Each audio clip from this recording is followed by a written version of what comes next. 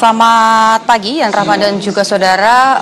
Saya berkesempatan untuk berbincang dengan orang tua dari Prada Luki Namo, mendiang yang saat ini kasusnya ataupun juga keadilan untuk mendiang Prada Luki Namo ini sedang diperjuangkan di Pengadilan Militer 3 Kupang.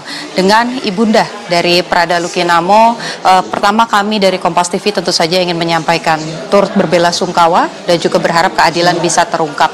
Kalau melihat persidangan ini pekan kedua, dengan keterangan yang tadi sudah disampaikan saksi, tanggapan dari keluarga seperti apa, Ibu? Tanggapan dari keluarga, terutama saya mama kandung, saksi-saksi yang dihadirkan dari hari pertama sampai sekarang, saya lihat cukup jujur mereka berbicara. Semoga saksi berikutnya mereka melakukan hal yang sama.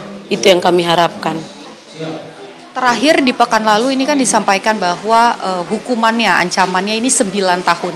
Kalau dari pihak keluarga sendiri sebetulnya harapannya apa yang diinginkan begitu ya, hukuman yang pantas begitu untuk para terdakwa?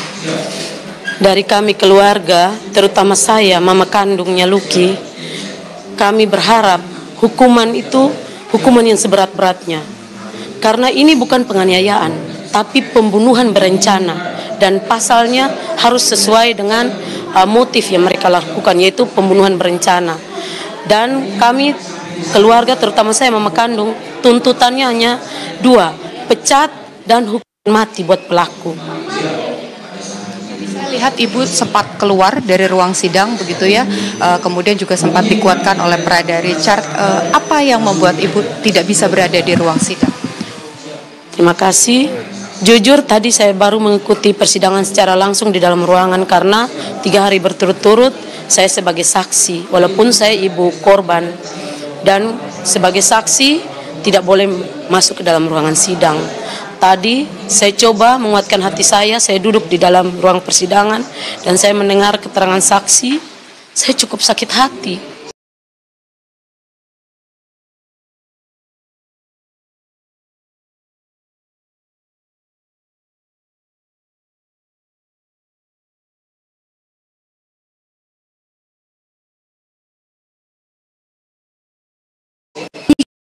Anak saya, dan saya tidak sanggup mendengar itu. Akhirnya saya keluar dari ruangan.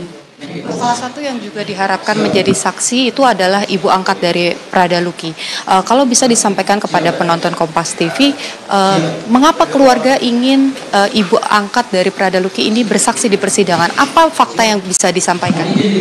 Karena ibu angkat Prada Luki itu yang mengetahui bagaimana di saat Luki lari dari batalion dengan keadaan tubuh semua penuh luka.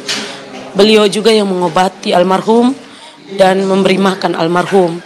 Malahan beliau sempat diancam sama anggota di batalion itu bahwa dinyatakan bahwa nanti beliau menjadi penadah atau penampung anak saya. Sedangkan namanya manusia ya, jika seseorang datang yang keadaan terluka sekujur tubuh, tentu kita sebagai sesama manusia punya hati kasih menolong. Jadi saya menyatakan kepada ibu angkat almarhum, saya bilang jangan takut untuk bersaksi.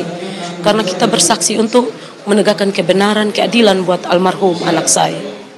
Ibu, ini kan yang juga kalau peristiwanya ini semua sudah hampir mengetahui begitu ya bahwa ada aksi kekerasan, tapi yang mungkin belum banyak orang tahu adalah Prada Luki sebagai anak ibu begitu ya. Ini sebetulnya sosok yang seperti apa? Karena kalau saya kemarin sempat berbincang begitu dengan beberapa pihak, Prada Luki ini juga salah satu orang yang aktif di gereja juga begitu. Kalau dari kacamata seorang ibu melihat kepribadian dari Prada Luki ini sebetulnya kepribadian yang seperti apa, Ibu?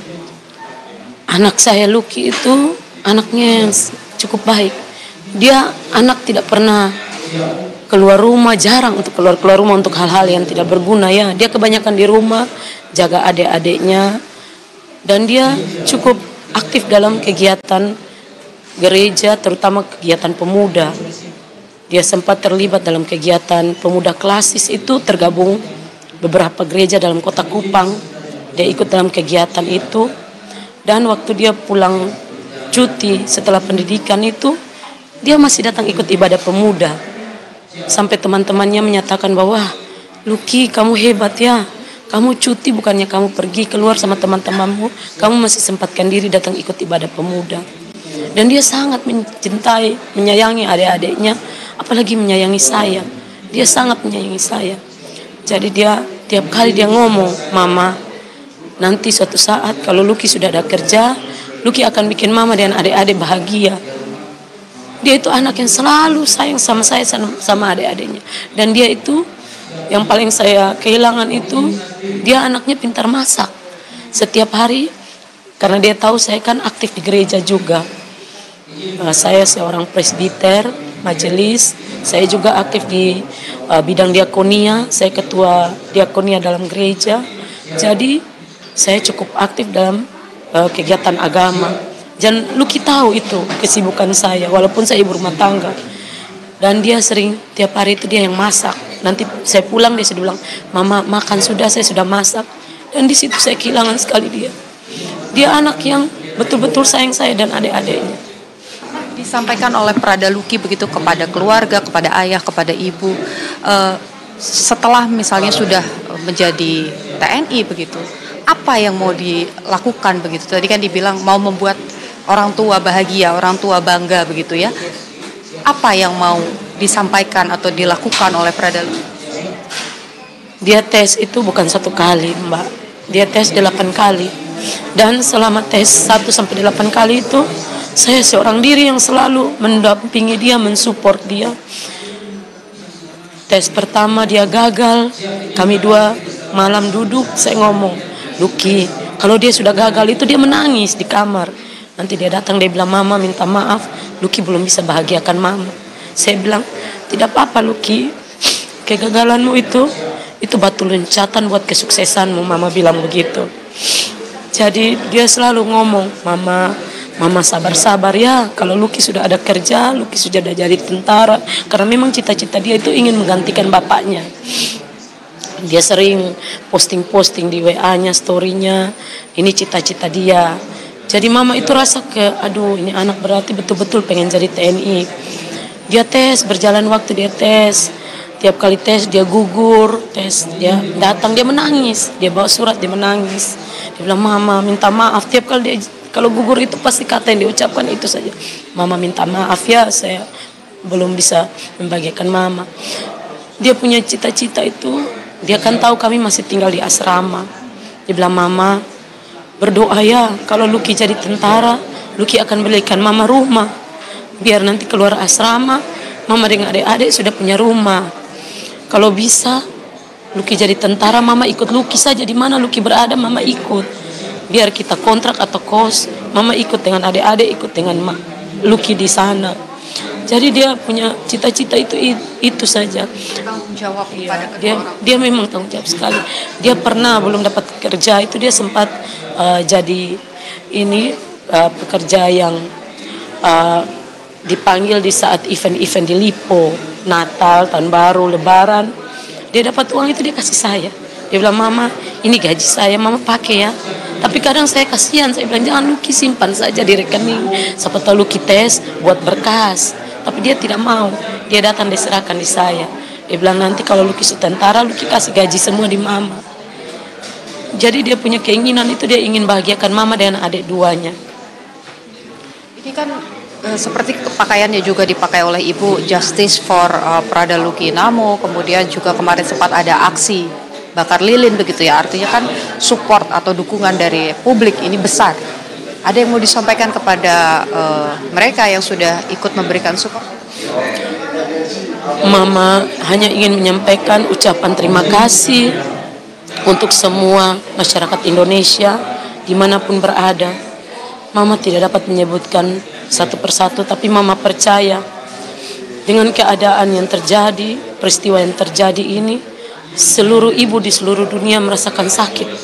Memang Mama yang mengalami, tapi Mama tahu seluruh ibu menjerit dengan keadaan seperti ini, karena Lucky ini anak yang baik. Jadi harapan Mama, semoga seluruh masyarakat Indonesia tetap dukung, tetap kawal, tetap support kami, baik itu lewat dukungan moral maupun doa buat kami orang tua, baik Mama, Bapak, dan semua keluarga dari almarhum, sehingga kami bisa memperjuangkan keadilan buat Lucky. Itu harapan kami. Semua pelaku agar dapat hukuman yang betul-betul setimpal dengan perbuatan mereka. Terima kasih Ibu. Sekali lagi kami tentu tidak ada kata yang bisa mengungkapkan ya kehilangan seorang ibu. Tapi satu hal yang pasti kita berharap keadilan bisa terungkap di ruang persidangan ini. Terima kasih banyak Ibu, yang kuat ya Bu ya. Kita kawal terus karena proses persidangan masih berlanjut. Terima kasih. Saudara, tadi Yan Rahmat kita sudah mendengarkan banyak sekali ya, dari mulai proses persidangan, dari mulai tuntutan begitu ya, atau hukuman yang dirasa pantas untuk 22 terdakwa dari pihak keluarga, termasuk juga bagaimana sosok dari Prada Luki Namo yang sangat bertanggung jawab begitu kepada keluarga, mengasihi orang tua, mengasihi adik-adiknya, dan ini juga tentu menjadi luka yang sangat besar bagi pihak keluarga. Jadi yang tadi sebetulnya poin yang juga menarik Yan Rahman dan juga saudara adalah terkait dengan perencanaan. Apakah kemudian ada unsur perencanaan yang terpenuhi dalam proses kekerasan yang berujung pada kematian dari mendiang Prada Luki Namo? Kalau ini terbukti, tentu saja seharusnya majelis hakim ini bisa memberikan hukuman yang lebih berat lagi. Kembali ke Anda, Yan Rahman. Harapan dari keluarga bahwa para terdakwa ini dapat hukuman